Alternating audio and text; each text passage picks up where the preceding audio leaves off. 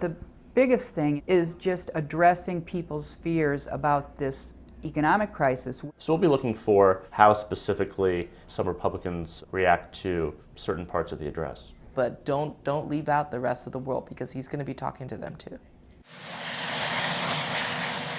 There are many iconic presidential moments, and Barack Obama will have another one on Tuesday, with an address to a joint session of Congress. Each president approaches the task differently. We propose a permanent investment tax credit for the smallest firms in this country with revenues of under $5 million. Bill Clinton was known for going through his entire agenda in detail, while George W. Bush was often more thematic. I think the president will be somewhat of a mix, but I don't think he's going to get bogged down in, nitty-gritty. Jackie Calms covers economic issues, a subject that is expected to dominate Mr. Obama's address.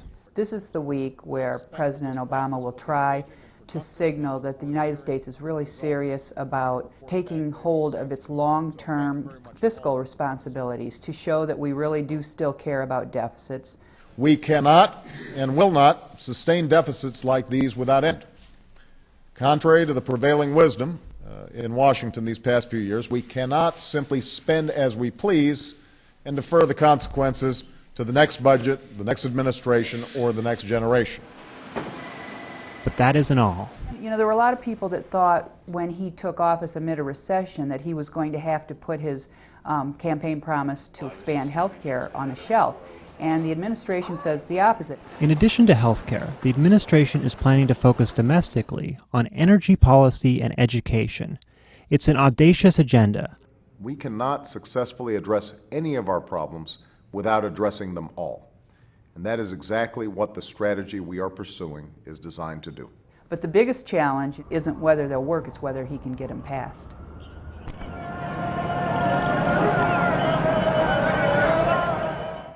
At some point soon, foreign policy always takes center stage, because we can't control what other countries are doing. Helene Cooper covers the administration's foreign policy. The biggest move so far is in Afghanistan, where they recently committed an additional 17,000 troops to the conflict.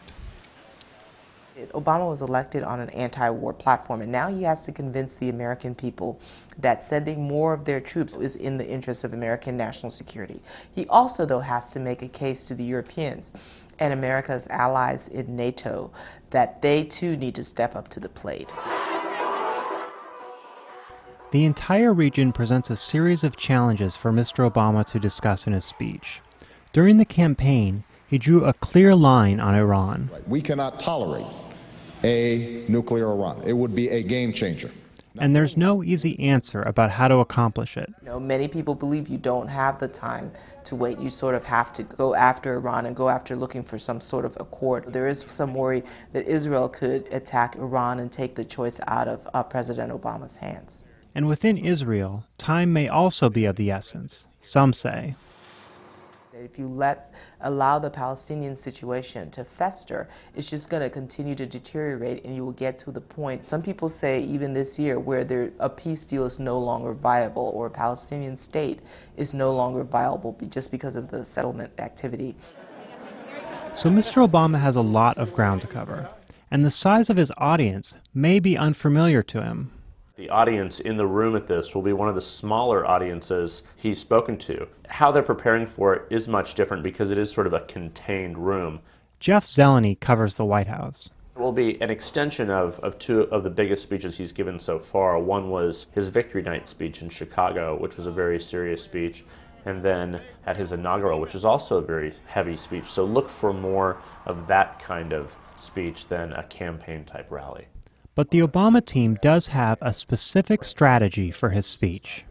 There are pockets of Republicans who are supportive of different pieces of President Obama's agenda. How do senators like Orrin Hatch, for example, respond to something that President Obama might say on stem cell research? He's been very supportive of that. Well, usually these speeches for presidents are sort of their opening act to a Congress. Usually it's a chance to sort of say, I'm here, I'm in town, let's begin working together. He's already done that. Members of Congress have already had a lot of interaction with this White House. But what this gives President Obama a chance to do is sort of reset the clock a bit. If presidents ever get a second chance to begin again in some respects, this is it for President Obama.